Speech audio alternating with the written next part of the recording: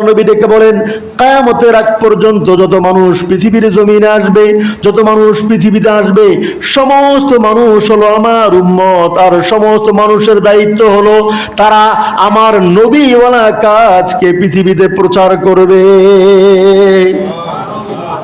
আল্লাহ নবী মুহাম্মদ সাল্লাল্লাহু আলাইহি ওয়াসাল্লাম ১৬ লক্ষ সাহাবীদেরকে নিয়ে আরাফার ময়দানে যখন তিনি ডাক দিয়ে বলেন, আনা খাতামুন নবিয়্যিন লা নাবিয়্যা বাদি, আমি শেষ নবী, আমার পরে পৃথিবীর জমিনে আর কোনো নবীর আগমন ঘটবে না, কোনো নবী পৃথিবীর জমিনে আর আসবে না।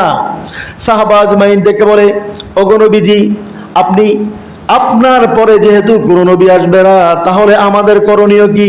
আল্লাহর নবী ওই সময় ১৬ লক্ষ সাহাবীদেরকে বললেন, আমি তোমাদের মাঝে এই দিন যে নিয়ে আসছিলাম, এই দিনটা পৌঁছাইতে পারছে কিনা? সাহাবীরা বলতেছেন, অবশ্যই আপনি আমাদের মাঝে দিন পৌঁছিয়ে দিয়েছেন। আজকে আমরা বাজার ঘাট কিভাবে করব, খাওয়া দাওয়া কিভাবে করব, কিভাবে ঘুমাবো, সব কিছুর শিক্ষা আপনি আমাদেরকে দিয়ে দিয়েছেন। আল্লাহ নবী এই কথা বলার পরে তিনি বললেন, আগামী হজে তোমাদের সঙ্গে আমার আর হয়তো দেখা হবে না। বিদায় হজের ভাষণে তিনি বললেন, আগামী হজে তোমাদের সঙ্গে আমার দেখা হবে না এবং আমি শেষ নবী, আমার পরে আর কোনো নবী আসবে না।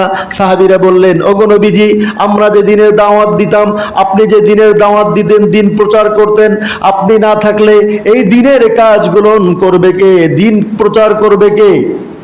এই কথা শোনা মাত্রই আল্লাহ নবী ডেকে বলেন, কিয়ামতের আগ পর্যন্ত যত মানুষ পৃথিবীর জমিনে আসবে, যত মানুষ পৃথিবীতে আসবে, সমস্ত মানুষ হলো আমার উম্মত। আর সমস্ত মানুষের দায়িত্ব হলো তারা আমার নবীওয়ালা কাজকে পৃথিবীতে প্রচার করবে।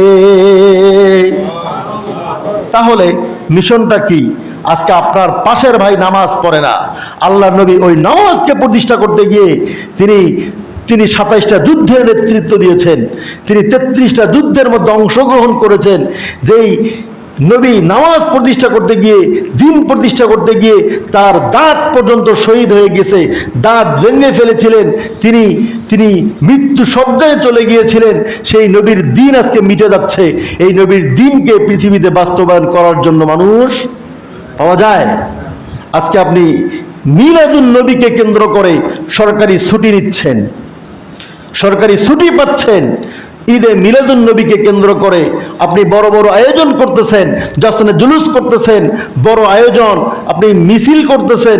কিন্তু ওই নবীর আগমন কোন উদ্দেশ্য হয়েছিল? তার মিশনটা কি ছিল? তিনি কেন পৃথিবীতে এসেছিলেন? এই কেন আসছিলেন?